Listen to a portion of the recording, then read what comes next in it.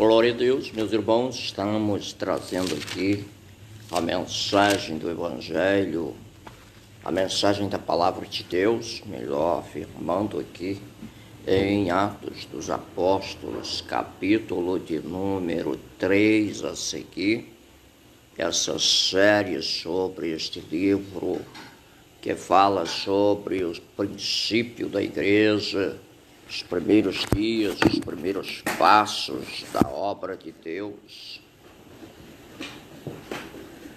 através da igreja primitiva, a igreja de nosso Senhor Jesus Cristo.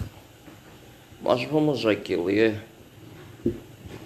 a palavra de Deus, algumas informações. Diz que Pedro e João subiam ao templo a hora nona. A hora nona aqui seria 3 horas da tarde para os judeus. O seu horário consta de 3 horas da tarde, a hora nona.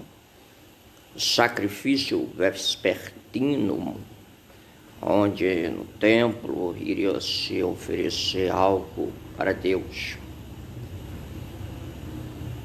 O homem paralítico estava ali na porta chamada Formosa para pedir esmola. Coxo de nascença, aqui Pedro e João estão entrando no templo pela porta chamada Formosa, chamada também provavelmente de porta de Nicanor,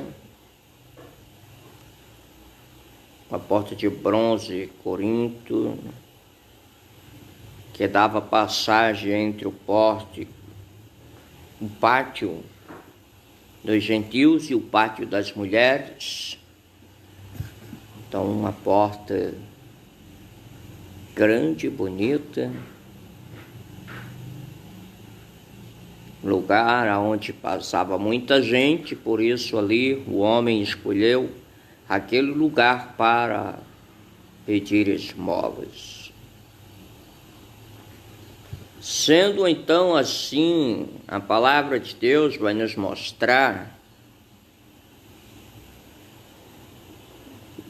que Pedro e João, eles não tinham riqueza, mas eles tinham dom.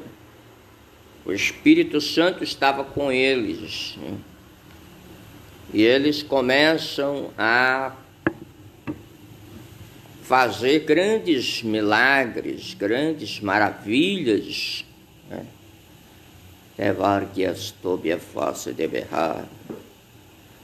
A partir deste momento, fica marcada a história da igreja como o momento dos milagres. O homem diz: dá-me uma esmola, me dá aí alguma coisa, eu quero uma esmola, na porta do templo, E eu quero dizer aqui que muitos estão nas igrejas pedindo esmola, até porque tem igreja que já não tem mais a palavra, está pegando esmola nas coisas dos outros, por aí afora. Até determinadas campanhas é imitação, que fica pegando imitação de uma igreja para outra. E Pedro, vendo aquele homem naquela situação, estende as suas mãos, fala: não temos ouro nem prata, mas o que temos, isto te damos. Isso aqui nós podemos te dar. Em nome de Jesus Cristo Nazareno, anda. E tomando pela mão direita, levantou imediatamente seus pés e tornozelos se firmaram. E de um salto se pôs em pé, passou a andar. E entrou com eles no templo, saltando e louvando a Deus. Um grande milagre nesse capítulo 3. Chega o momento em que Pedro, juntamente com João, eles vão ser aqui interrogados, eles vão ser confundidos com deuses. Pedro com João estavam no pórtico de Salomão e os homens ficaram perplexos com aquele tão grande poder e autoridade. E Pedro com João dirigem as palavras ali, dizendo que foi Jesus Cristo que fez aquele milagre e que foi por causa da fé em Jesus Cristo que se operou aquela maravilha. Nós vamos ver aqui, este capítulo é inteiramente sobre o grande milagre, né? E Pedro diz que o povo precisa se arrepender e crer em Jesus Cristo para que sejam cancelados os seus pecados. Então, sendo batizados, né? Batizados para arrependimento de pecado. Então, o capítulo de número 4 vai iniciar aqui dizendo que um capitão, essa palavra seria Sargão, o segundo oficial no poder político e religioso judaico depois do sumo sacerdote. Ele vem ali para prender os discípulos, os apóstolos, melhor falando, porque eles tinham feito aquele milagre.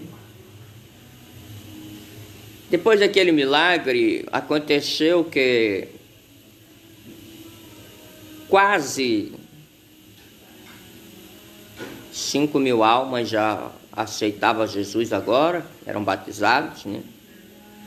Eu posso dizer aqui assim que no primeiro instante foram quase 3.000, somando-se agora com esses, chegou a quase 5.000 homens. Veja que é uma soma, não foi cada vez um número. Porém, tem algo interessante, porque naquela cultura, naquele tempo, as mulheres não eram contadas, né? E os filhos geralmente não eram contados, eram contados só os homens, chefes de casas, homens com capacidade militar, com idade acima de 20 anos. Em alguns casos até de 21 anos para cima. Então, é possível que a multidão dos cristãos já passasse talvez aí de 20.000, porque já nós estamos falando aqui de pessoas de todas as idades, porém aqui eles contaram só os homens. Capítulo 4 fala que eles foram presos, né? O Sinédrio prende e vai julgar eles. Quando o Sinédrio vai prender a eles, o Sinédrio prestou atenção a algo interessante, porque o Sinédrio era 72 homens formados, altamente capacitados na lei, e Pedro e João eram homens iletrados, homens analfabetos, né? Essa palavra aqui, iletrados ou analfabeto, agramatos, analfabetos, iletrados. Ou outra palavra grega utilizada para isso é idiotai, quer dizer leigos, incultos, né? Isso incomodou aqueles homens de um modo que eles não sabiam nem o que fazer, porque eles, sendo doutores, não tinham capacidade de curar ninguém. Doutores da lei, né? Religiosos profundos, estudantes das coisas do Pentateuco, da lei de Moisés, o Torá. Mas Pedro com João, homens pescadores, sem cultura, curaram um homem aleijado de nascença. Eles foram presos, foram dito que não ensinassem, não falassem nada mais no nome de Jesus.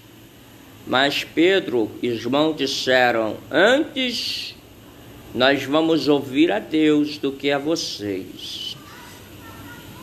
Então ouvir a Deus significava dizer: Jesus mandou pregar, nós vamos pregar.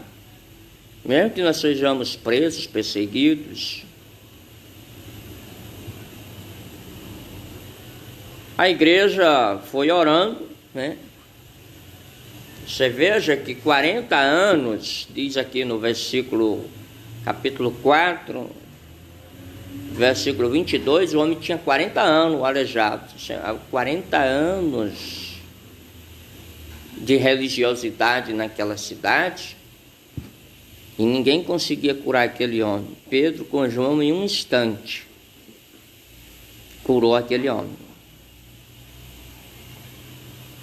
A igreja foi fazendo as suas orações e Deus foi fazer um grande mover. Foram soltos os homens, Pedro e João, e eles foram orar. E a sua oração foi tão forte que o lugar estremeceu. Eu alcancei uma época, embora eu ainda tenha apenas 41 anos, fazer 42 agora, né? Mas eu ainda alcancei orações que assustavam na minha cidade. Pessoas oravam de um lado e longe, com 1 quilômetro, 2, ainda se ouviam os gritos dos irmãos que oravam com o coração, oravam com a alma, oravam com vontade de ser ouvidos por Deus. Aí depois apareceu uns pregadores meio metido a mocinha. Eu falava: não, irmãozinho, não precisa mais orar alto. Ai, coisinha, fala cochichando, toma vergonha na sua cara. Você tem que falar. A oração entre você e Deus em casa seja o seu segredo. Mas nos lugares públicos aonde você pode orar, ora mesmo para o lugar tremer mesmo, derramar poder mesmo, explodir mesmo uma bomba de poder. E aqueles irmãos, eles criaram tanto gozo na sua alma, tanto poder, tanta intrepidez, que eles anunciavam o Evangelho, cheios do Espírito Santo, e sinais e prodígios eram feitos por eles no nome de Jesus Cristo. Então, esse capítulo 4 mostra o poder da oração aqui. O versículo 32 do capítulo 4 vai mostrar aqui que ninguém estava preocupado com bens materiais. Os homens vendiam as suas propriedades e colocavam aos pés dos apóstolos para que eles repartissem conforme a necessidade que cada um tinha. Vendiam terras, vendiam gados, vendiam tudo para servir a Deus e ajudar os que tinham necessidades. Isso é muito importante, irmão, porque hoje nós não sabemos nem hoje como fazer. Não sabemos nem como fazer, porque tem os que não querem dar e tem os que dão, e os sabidão ajuntam para eles e compram casarões, carros, montam comércios, indústrias, fábricas, e o povo de Deus continua precisando de alguma coisa e eles não dão, porque constrói os seus patrimônios, mega patrimônios. Capítulo de número 5. Chega o momento em que Ananias e Safira, eles vendem uma propriedade. Aí aqui a avareza no seu coração A avareza entra, né? E essa avareza causou-lhe a sua própria morte. O poder de Deus ia se manifestando e o povo ia crendo. Esse poder é dunamis. As pessoas iam aceitando a Jesus Cristo, a graça ia sendo derramada, era abundante. Graça aqui é do grego charim. Muitas vezes os irmãos têm sido aí vítimas da falta de poder também. Não sabemos nem explicar o porquê que muitos irmãos não recebem mais poder. Meu irmão, vai orar. Pedro com João, eles estavam indo na hora da oração, mas muitos pastores não estão mais orando. Não, irmão, não precisa não, eu preciso comprar mais 10 livros para estudar. Ah, não preciso de orar não, eu preciso de mais, fazer mais 2, 3 cursos. Meu irmão, você precisa se converter, você está sendo pastor, mas não está sendo convertido. Então, entra aí na oração, no jejum. Existe uma história de um obreiro que ele era a igreja dele era muito cheia, mas porque ele orava muito. Ele foi presidente de um ministério lá no estado do Rio Grande do Norte, e ele era conhecido como o homem que orava, mas orava mesmo. E hoje, muita gente está sendo líder das igrejas porque é formado, ou é formado em teologia, ou é formado de advogado, de juiz, de promotor, é formado de doutor em qualquer outra coisa aí. E não tem problema que você estude, mas dificilmente as pessoas intelectuais dobram seus joelhos para buscar o Senhor. Dificilmente eles passam meio-dia jejuando. Dificilmente as pessoas que têm a soberba no seu coração de ser auto-independente, de ir na casa dos mais simples, dos mais pobres, a intelectualidade que gerou incredulidade a ponto de não acreditar nas profecias, nas revelações. Veio aqui uma soberba, e Ananias e Safiras, que venderam a sua fazenda, negaram o preço. Eles levaram uma oferta e disseram que tinha levado todo, mas na verdade eles não levaram a oferta toda. O problema não está no valor, o problema está na mentira. O problema é que eles mentiram. O mentiroso é filho do diabo. E está cheio de pastor aí mentiroso. Igrejinha, pastor com aquelas credenciais que parecem o chocalho de uma vaca amarrado no pescoço. Eu sou o chefão daqui, eu mando em tudo. O diabo tomou conta da mente deles. É um demônio chamado potestade que entra na mente deles.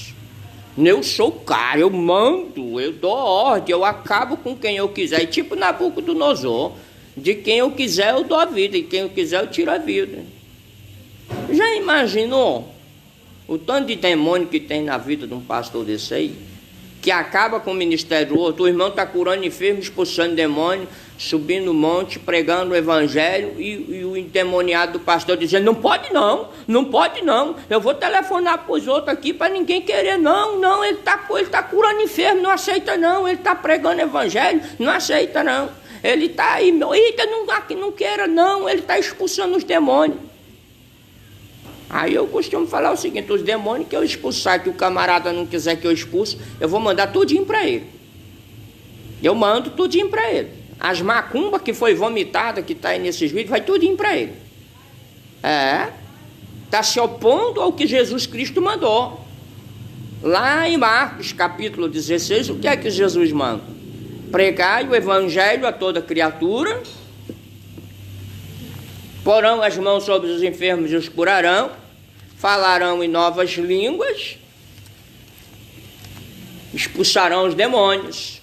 Aí vem um pastor, eu sou o chefe do mundo, todo endemoniado, ele está mais endemoniado do que os endemoniados que a gente expulsa os demônios.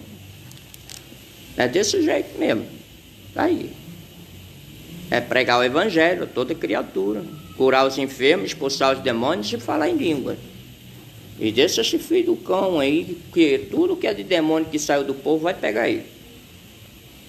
E Ananias e Safira chegam endemoniados, disfarçados de cristãos, querendo dar uma ajudinha ali para aparecer ou para convencer a Pedro que estava tudo bem.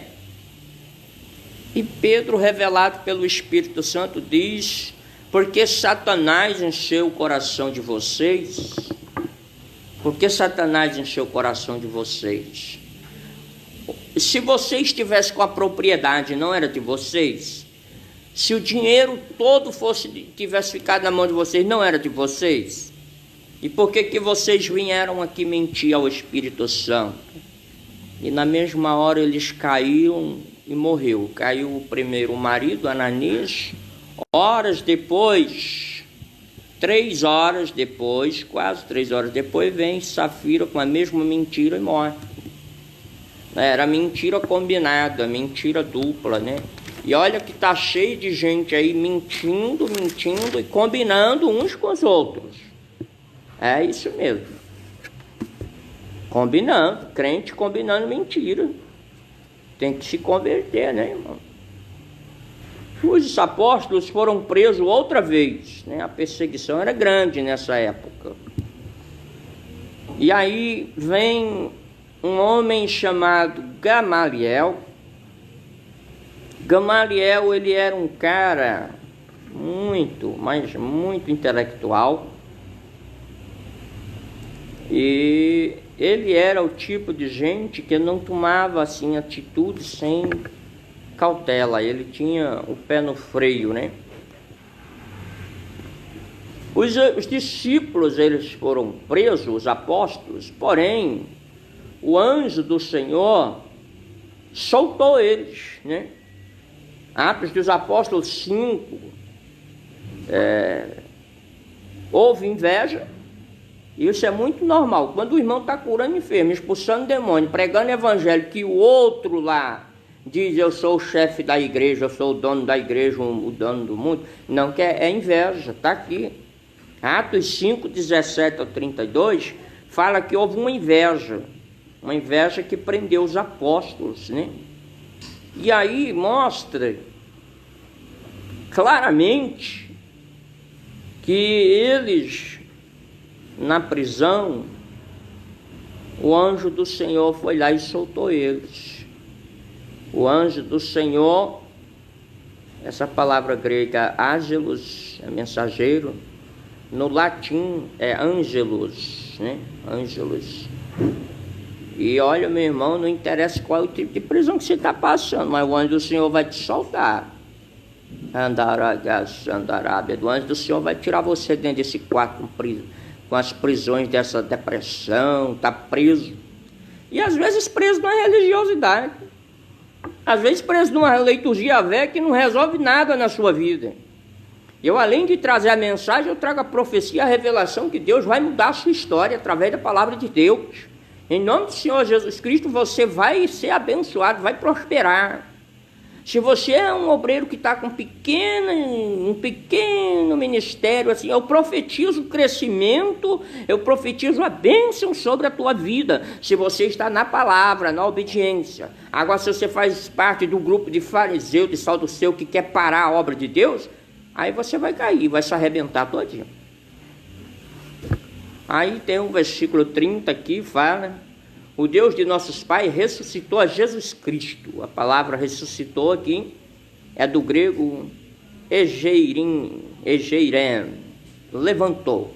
Ele levantou Jesus Cristo para fazer aí egeiren, algo extraordinário. Jesus Cristo foi levantado por Deus, pendurado no madeiro, morreu, ressuscitou. Ele era o príncipe, quer dizer, Archeigon, o autor da salvação. Versículo 31. Atos 5:31, Jesus é príncipe e salvador. Quer dizer, Archeigon é príncipe, autor da salvação. Bendito seja o nome de Jesus Cristo. E estes homens estavam aqui sendo julgados por causas do Evangelho. Então o Sinédrio se reúne e neste momento Gamaliel deu um parecer assim a respeito do Evangelho. Gamaliel era muito inteligente. Gamaliel, ele era mestre, e como ele era mestre, ele não dava, como diz, ponto sem nó. Ele era representante da escola Hillel, é mais liberal e humanizante da lei, né? Ele tem o título de Rabão, quer dizer, beleza da lei. Muita gente gostava de Gamaliel a ponto de, quando ele morreu, disseram: morreu a reverência, a pureza e a abstinência da lei ao mesmo tempo. O povo tinha muito respeito, muito amor por Gamaliel, porque ele era mestre da lei, mas ele não era induzido pelos outros, né? Ele tinha um ponto de vista que não aceitava a escravidão. A escola pregava que era um pouco liberal e humanizante da lei, né? Quer dizer, que ele dava mais valor à pessoa do que à lei. E hoje tem gente aí com um pacote de estatuto religioso dizendo: aqui na minha lei, na minha lei da minha igreja, não pode. Mas tem uma coisa que pode: se tu não se converter, tu pode ir para o inferno, com um estatuto debaixo do braço. Igual um maluco que pregou aí que a televisão era a imagem da besta e a televisão. Interessante, que não podia ter a televisão, que tinha novelas. Eu não assisto novela, eu não tenho para que assistir. Eu tenho 1189 capítulos da Bíblia para estudar. Mas a televisão não é a imagem da besta. Pode ser um meio de propagação das coisas do diabo, mas não é a imagem da besta. Agora, enquanto ele não tinha a imagem da besta, que é a televisão, aí tinha a página na internet lá, da mesma igreja. Interessante, quer dizer que o computador, onde tem muito mais porcaria, é melhor do que a televisão. A televisão tem lá os seus defeitos, mas também tem a sua utilidade. Não incentivo, também não proíbo. Cada um dará conta de si mesmo a Deus. Não há doutrina bíblica que possa construir ou destruir a relação do homem com a televisão. Quando Gamaliel morre, foi uma tristeza, porque o homem da lei que apoiava a verdade estava falecendo, tinha morrido, né? Gamaliel disse que Teudas, né? Teudas pode ter sido aí ou 36 ou a 44, 46, por aí, a data incerta, com 400 homens, levantou, mas morreu. Judas, no ano 6, depois de Cristo, ele também não aceitava pagar impostos, que Israel tinha era Deus, mas ele também foi morto, né? Porém, Gamaliel disse: olha, vocês não fiquem lutando contra esse povo, porque se isso for de Deus, permanece. Mas se não for de Deus, aí ele vai se acabar. Então, Deus provou apóstolo, de sorte que nós somos o progresso da obra. Eles foram plantando a semente lá no começo e hoje nós somos os frutos daquela missão, de homens que foram presos, de homens que foram maltratados, só porque que hoje tem uns super pastores. Ai, não olhe para mim não, que eu sou pastor. Eu sou pastor, viu? Eu sou o pastor. Você não pode nem. Não dou nem a paz do Senhor para os crentes não, que eu sou pastor. Não vou na casa dos irmãos não. O povo que tem que me procurar, porque eu sou o chefão. Toma vergonha na sua cara, rapaz. Vai se converter, meu irmão. Pastor era a profissão mais barrela que tinha em Israel. Pastor era uma profissão tão ruim que pastor passava semanas com as ovelhas no meio do mato, em lugares distantes de casa, sentindo o cheiro de fezes e de urina de animais e morrendo de medo porque o lobo poderia vir e avançar em cima deles. Então você não pensa que pastor é muita coisa não, tá? Você não é de nada. Se quiser ir para o céu, tem que ter o nome no livro da vida. E não precisa de credencial de pastor para ir morar no céu. E a casa daquele irmão que ora e jejuma, que é fiel a Deus, lá no céu, na Nova Jerusalém, na cidade santa, que desce do céu ataviada como a noiva, a casa dele é melhor do que a sua. Porque você maltrata os crentes. E os crentes têm um coração tão convertido que ainda ora por você. Ainda bem que são seus crentes, porque se fosse eu ia orar para cair uma saraiva de fogo na sua cabeça. Bendito seja Deus. Gamaliel foi o homem que defendeu com sabedoria, sem envolvimento, a igreja. Atos capítulo de número 6, a instituição dos diáconos.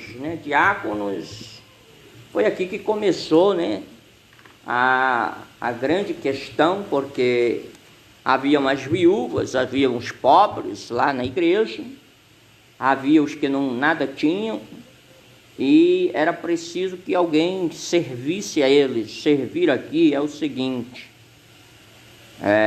Atos capítulo 6 diz: não é justo que nós abandonemos a palavra de Deus para servir a mesa. Então, escolhei dentre vós homens de boa reputação, cheios do Espírito Santo, aos quais encarregamos deste serviço. Então, serviço aqui vai entrar exatamente a palavra que é chamada diaconei, serviço. Servir a mesa é o seguinte: havia aqui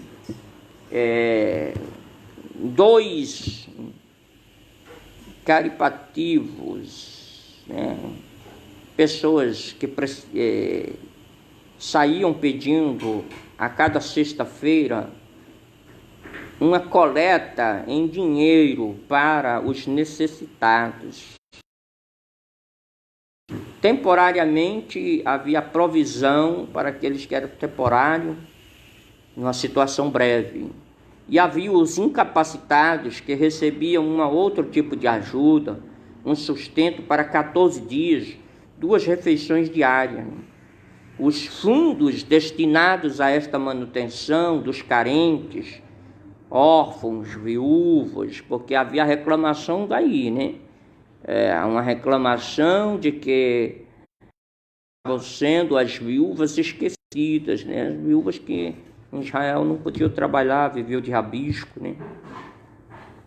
E aí diz aqui o fundo, o nome da bolsa que se guardava esse dinheiro, a pasta destinada à manutenção era cupar, que quer dizer cesta, para os que tinham uma breve necessidade.